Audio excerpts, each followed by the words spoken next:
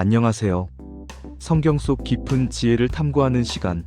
오늘은 가톨릭 성경 욥기 1장부터 8장까지의 놀랍도록 깊고 의미 있는 여정을 여러분과 함께 떠나보려 합니다.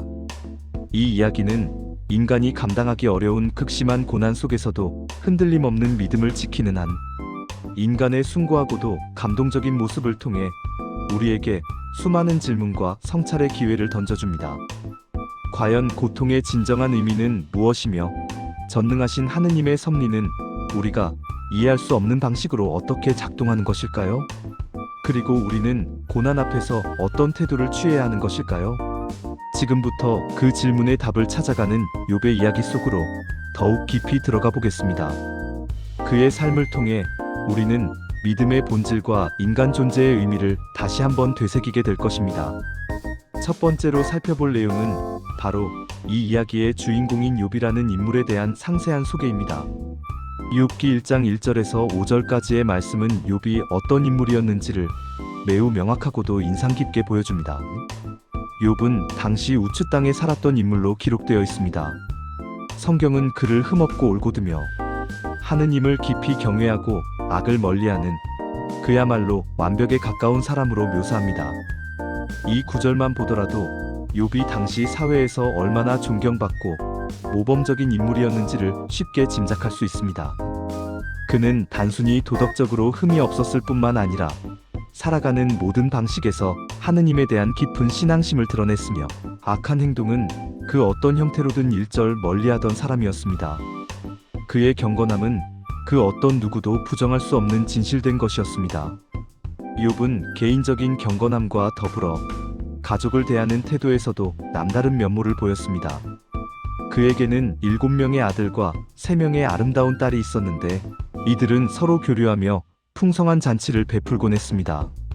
성경은 아들들이 돌아가며 각자의 집에서 잔치를 열었고 세 딸도 그 자리에 기쁨으로 초대받아 함께 즐거워했다고 상세히 전합니다. 그런데 욥은 이런 잔치 기간이 끝나면 늘 자녀들을 불러 정결하게 하고 이른 아침에 일어나 그들 각자를 위해 정성껏 번제물을 바쳤습니다. 그 이유가 참으로 감동적이고 인상 깊습니다. 그는 혹시라도 자녀들이 잔치 중에 부주의하게 죄를 짓거나 마음속으로라도 하느님을 저주했을까 염려했기 때문입니다. 이 대목에서 우리는 욥의 깊은 영성과 자녀들을 향한 그의 지극한 사랑, 그리고 무엇보다 하느님에 대한 그의 경외심이 얼마나 크고 순수했는지를 분명히 알 수 있습니다. 그는 단지 형식적인 종교 행위를 한 것이 아니라 자녀들의 영혼의 안녕까지 깊이 염려하는 참된 신앙인이었습니다. 그는 물질적으로도 매우 풍요로운 사람이었습니다. 양 7,000마리, 낙타 3,000마리, 겨릿소 500쌍, 암나귀 500마리를 소유하고 있었고 셀 수 없이 많은 종들을 거느린 동방에서 가장 큰 부자였습니다. 이렇게 모든 면에서 완벽해 보이는 축복받은 욥의 삶은 앞으로 그에게 닥쳐올 예측 불가능한 시련과 극명한 대비를 이루며 이야기의 비극적인 긴장감과 심오함을 더욱 강조합니다. 욥의 삶은 그 자체로 하느님의 놀라운 축복과 진정한 의인의 모습을 보여주는 살아있는 본보기였습니다. 다음으로 살펴볼 장면은 인간의 영역을 넘어선 천상어전에서 벌어지는 매우 특별한 대화입니다. 욥기 1장 6절에서 12절까지의 말씀은 우리가 흔히 접하기 어려운 전능하신 하느님과 악의 화신인 사탄 사이의 긴박하고도 의미심장한 대화를 보여줍니다. 어느 날 하느님의 아들들, 즉 천사들이 주님 앞에 나아왔는데 놀랍게도 사탄 역시 그들 사이에 함께 있었습니다. 주님께서 사탄에게 질문하십니다. 내 종 욥을 눈여겨보았느냐? 그와 같이 흠없고 올곧으며 하느님을 경외하고 악을 멀리하는 사람은 땅 위에 다시 없다. 이 질문은 욥에 대한 하느님의 전적인 신뢰와 깊은 사랑, 그리고 그를 향한 무한한 자랑스러움을 여실히 드러냅니다. 마치 아버지가 자녀를 칭찬하듯 하느님께서는 욥의 경건함을 강조하고 계셨습니다. 그런데 사탄은 하느님의 말씀에 동의하는 척하면서도 비아냥거리는 투로 욥의 순수한 신앙에 근본적인 의문을 제기합니다. 사탄은 욥이 하느님을 경외하는 이유가 하느님께서 그와 그의 집, 그리고 그의 모든 소유를 사방으로 견고하게 울타리쳐 보호하시고 그가 하는 모든 일에 복을 내려 재산이 넘쳐나게 하셨기 때문이라고 주장합니다. 즉 사탄의 논리는 욥의 신앙이 순수한 신앙심에서 비롯된 것이 아니라 하느님께서 주신 물질적인 축복과 안락함에 대한 대가이며, 만약 그 축복을 빼앗긴다면 욥은 틀림없이 하느님을 눈앞에서 저주할 것이라고 단언합니다. 사탄의 이 말은 인간의 신앙이 얼마나 나약하고 이기적일 수 있는지, 그리고 인간의 동기가 얼마나 불순할 수 있는지에 대한 매우 날카로운 의문을 제기합니다. 물질적인 번영과 안락함이 신앙의 진정성을 가리는 장막으로 작용할 수 있다는 사탄의 주장은 오늘날 물질만능주의 시대에 사는 우리에게도 깊이 생각할 거리를 제공합니다. 주님께서는 사탄의 도발에 응하십니다. 그 응답은 욥의 믿음을 시험하기 위한 중대한 결정이었습니다. 좋다. 그의 모든 소유를 내 손에 넘긴다. 다만 그의 몸에는 손을 대지 마라. 하느님께서는 욥의 믿음을 시험하기 위해 사탄에게 그의 모든 재산을 해칠 권한을 주셨지만 그의 생명만큼은 보호하셨습니다. 이 장면은 욥에게 닥칠 고난이 결코 하느님의 뜻에 반하는 것이 아니며 오히려 욥의 순전하고 견고한 믿음을 온 세상에 증명하기 위한 하느님의 심오한 섭리 안에 있음을 강력하게 암시합니다. 이는 고통 속에서도 하느님의 더 큰 계획이 있음을 보여주는 중요한 대목입니다. 이제 욥에게 첫 번째 시련이 상상할 수 없는 규모로 닥쳐옵니다. 욥기 1장 13절에서 22절까지의 말씀은 욥의 삶에 갑작스럽게 들이닥친 엄청난 재앙들을 매우 생생하고도 비극적으로 묘사합니다.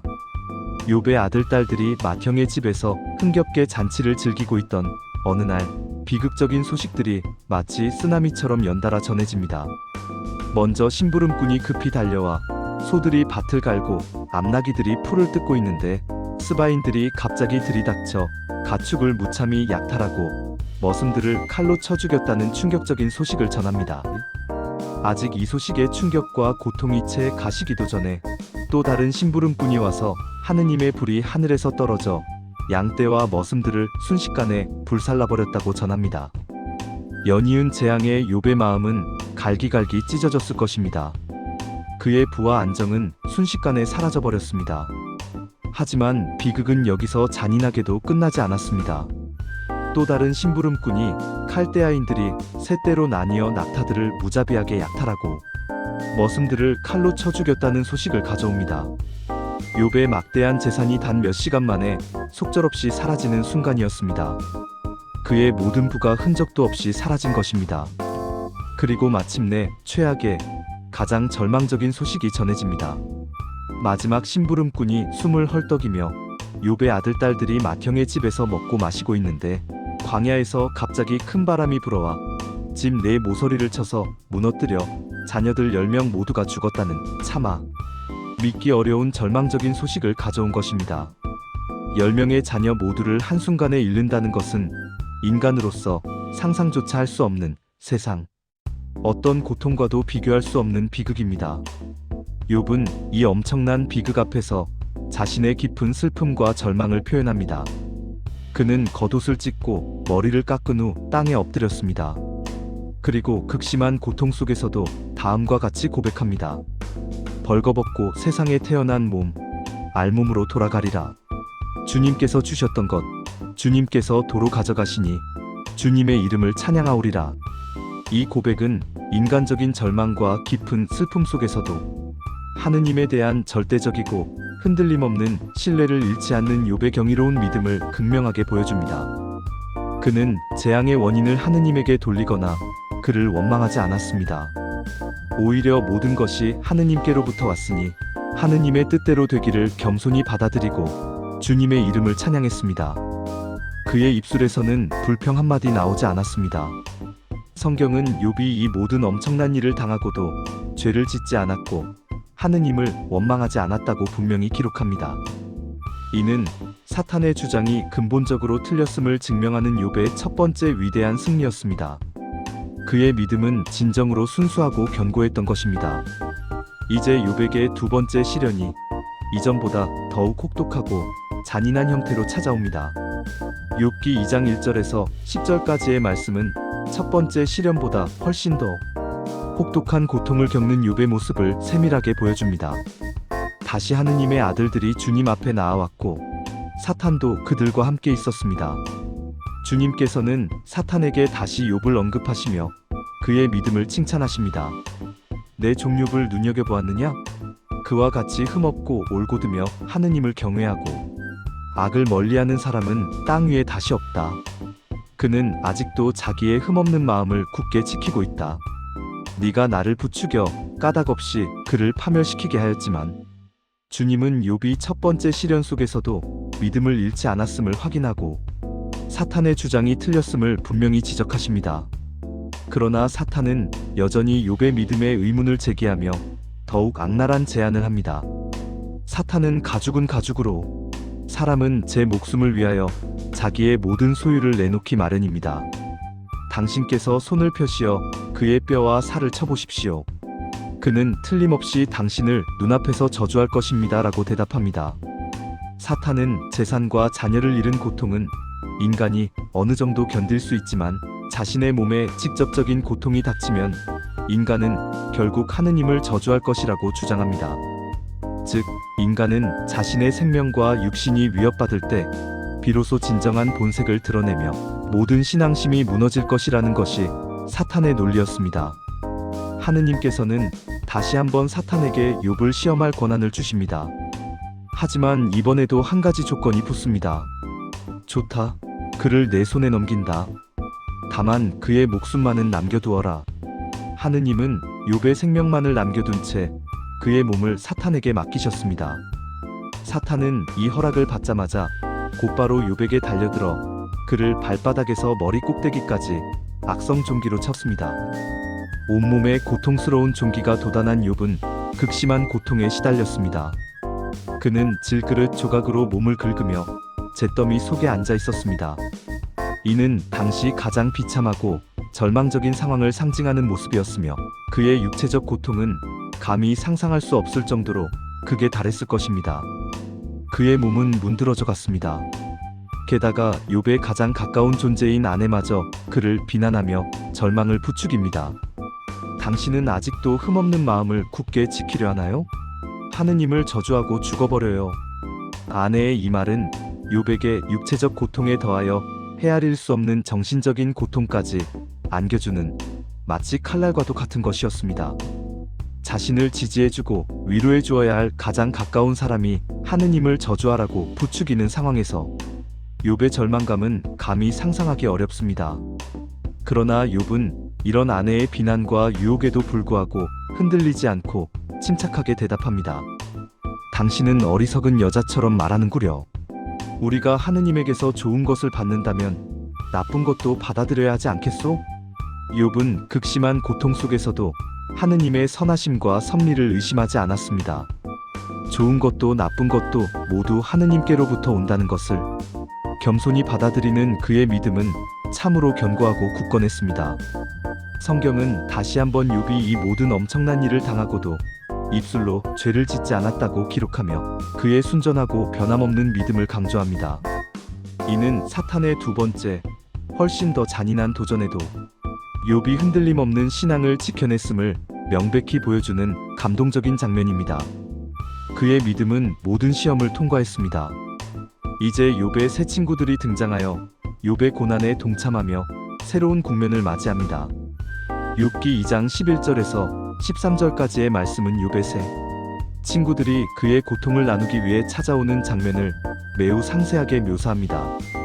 테만 사람 엘리파즈, 수아 사람 빌닷, 나아마 사람 초파르가 바로 그들입니다. 이들은 욥에게 닥친 모든 상상할 수 없는 불행에 대한 소식을 듣고 저마다 고향을 떠나 욥을 진심으로 위로하기 위해 한마음으로 찾아왔습니다. 그들의 초기 의도는 순수하고 선했으며 진정한 친구로서의 의리를 보여주었습니다. 그러나 친구들은 멀리서 욥을 알아볼 수 없을 정도로 그의 모습은 처참하게 변해 있었습니다. 온몸을 뒤덮은 악성 종기와 잿더미 속에 앉아있는 그의 모습은 이들이 기대했던 욥의 모습과는 너무나 달랐습니다. 그들은 목 놓아 울며 겉옷을 찢고 머리에 먼지를 뿌리는 등 당시 관습상 가장 깊은 슬픔과 비통함을 표현하는 방식으로 애도를 표했습니다. 이는 욥의 고통이 얼마나 깊었는지를 간접적으로 보여주는 것이기도 합니다. 그리고 그들은 7일 동안 밤낮으로 욥과 함께 땅바닥에 앉아 있었지만 아무도 그에게 감히 말을 하지 못했습니다. 성경은 그 이유를 욥의 고통이 너무 컸기 때문이라고 설명합니다. 이 침묵은 친구들이 욥의 상실감과 육체적, 정신적 고통을 얼마나 깊이 공감하고 있었는지를 역설적으로 보여줍니다. 때로는 어떤 말보다도 진심 어린 침묵이 가장 큰 위로가 될 수 있다는 것을 보여주는 장면이기도 합니다. 그들은 욥의 절망을 함께 나누며 그저 그의 곁을 지켰습니다.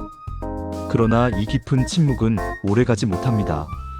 욥과 친구들의 대화가 이제 시작됩니다. 욥기 3장 1절부터 8장 22절까지의 말씀은 욥과 그의 세 친구들 사이에서 벌어지는 길고도 복잡하며 때로는 격렬한 논쟁의 시작을 상세하게 다룹니다. 이 대화는 욥기 전체의 중요한 부분을 차지하며 고통의 의미와 전능하신 하느님의 공정성에 대한 깊고 근본적인 신학적 질문들을 우리에게 던져줍니다. 욥은 마침내 입을 열어 자신의 생일을 저주하며 자신의 고통스러운 삶을 처절하게 한탄합니다. 그는 차라리 태어나지 않았거나 태어났다면 죽었으면 좋았을 것이라고 말하며 자신의 고통이 얼마나 상상할 수 없을 정도로 심한지를 토로합니다. 욥의 이 절규는 인간이 감당할 수 없는 고난 앞에서 느끼는 극도의 절망감과 고뇌를 여과 없이 솔직하게 보여줍니다. 그는 하느님을 직접적으로 원망하기보다는 자신의 존재 자체를 저주함으로써 고통스러운 현실에서 벗어나고 싶어 합니다. 욥의 처절한 절규를 들은 친구들 중 첫 번째로 테만 사람 엘리파즈가 욥에게 조심스럽게 답합니다. 엘리파즈는 당시 전통적인 지혜와 신학적 관점을 바탕으로 욥에게 말을 건넵니다. 그는 하느님은 언제나 공정하시며 무죄한 자는 결코 망하지 않는다고 주장합니다. 즉, 엘리파즈의 논리에 따르면 욥이 이런 극심한 고통을 겪는 것은 그가 알게 모르게 어떤 죄를 지었기 때문이며 이제라도 진심으로 회개하고 하느님께 돌아오면 모든 것이 회복될 것이라고 권고합니다. 엘리파즈의 주장은 당시 사람들이 일반적으로 가지고 있던 인과응보 사상을 가장 잘 대변합니다. 그는 욥에게 하느님은 결코 악한 자를 벌하시고 의로운 자를 버리지 않으신다는 확고한 신념을 가지고 충고합니다. 그러나 욥은 친구들의 이런 피상적인 위로와 충고에 결코 만족하지 않습니다. 욥은 자신의 고통이 너무나 커서 차라리 죽는 것이 낫다고 다시 한번 격렬하게 항변합니다. 그는 친구들의 위로가 헛되며 자신의 고통을 제대로 이해하지 못하고 있다고 비난합니다. 욥은 자신이 죄를 지었기 때문에 이런 고통을 겪는 것이 아니라고 강하게 주장하며 전능하신 하느님 앞에서 자신의 의로움을 솔직하게 호소하고 싶어 합니다. 그는 친구들이 자신을 위로하기보다는 오히려 정죄하려 한다고 느끼며 자신을 진정으로 이해해주지 못하는 친구들에게 깊은 실망감을 표출합니다. 욥의 고통은 단순한 죄와 벌이라는 피상적인 도식으로 설명될 수 없는 복잡하고 심오한 차원에 있었습니다. 다음으로 수아 사람 빌닷이 욥에게 말을 건넵니다. 빌닷 역시 하느님은 절대적으로 공정하시다는 주장을 펼치며 욥의 자녀들이 죄를 지어 벌을 받은 것이라고 매우 직접적으로 말합니다. 그는 욥에게 하느님께 진심으로 간절히 간구하면 그의 모든 고통이 회복될 것이라고 조언합니다. 빌닷은 욥의 자녀들이 불의한 행동으로 죽음을 맞이했을 것이라고 노골적으로 암시하며 욥 역시 자신의 죄를 깊이 돌아보고 회개해야 한다고 강력하게 주장합니다. 그의 말은 엘리파즈의 주장보다 더 직접적으로 욥에게 죄의 책임을 묻는 듯한 차갑고 비판적인 뉘앙스를 강하게 풍깁니다. 욥과 친구들 사이의 이 대화는 고난의 근본적인 원인과 전능하신 하느님의 정의에 대한 매우 깊고 본질적인 질문들을 제기합니다. 친구들은 고통을 죄에 대한 당연한 벌로 해석하려 하지만 욥은 자신이 결코 죄를 짓지 않았다고 주장하며 자신의 고통이 부당하다고 느낍니다. 이 팽팽하고 격렬한 논쟁은 욥기의 핵심 주제를 관통하며 우리에게 신앙과 고통, 그리고 정의에 대한 깊은 성찰을 끊임없이 요구합니다. 욥기 1장부터 8장까지의 이야기는 한 인간이 감당하기 어려운 상상, 초월의 고난 속에서도 어떻게 흔들림 없는 믿음을 지켜낼 수 있는지를 생생하게 보여줍니다. 욥은 모든 것을 잃고 육체적으로도 극심한 고통을 겪지만 결코 하느님을 원망하거나 저주하지 않습니다. 그의 진실된 고백은 고통 속에서도 더욱 빛나는 믿음의 등대가 되어 우리에게 깊은 울림을 줍니다. 그러나 친구들의 등장은 욥의 고통의 또 다른 차원을, 즉 정신적인 고통을 더합니다. 그들은 위로하러 왔지만 결국 욥의 고통을 진정으로 이해하지 못하고 오히려 그를 정죄하려 들면서 욥에게 더욱 큰 시련을 안겨줍니다. 욥의 이야기는 단순히 한 개인의 고난사가 아닙니다. 이는 고통과 절망 앞에서 우리가 하느님과 어떤 깊은 관계를 맺어야 하는지, 그리고 타인의 고통을 어떻게 진심으로 이해하고 진정한 위로를 건네야 하는지에 대한 매우 중요한 질문을 던지는 심오하고도 철학적인 이야기입니다. 욥의 이야기는 앞으로도 계속해서 우리에게 깊은 영적인 깨달음과 존재론적인 성찰의 기회를 끊임없이 제공할 것입니다. 다음 시간에는 욥과 친구들의 논쟁이 어떻게 더욱 심화되고 전개되는지, 그리고 욥이 고통 속에서 어떤 믿음의 여정을 흔들림 없이 걸어가는지 더 자세히 알아보겠습니다. 시청해주셔서 진심으로 감사합니다.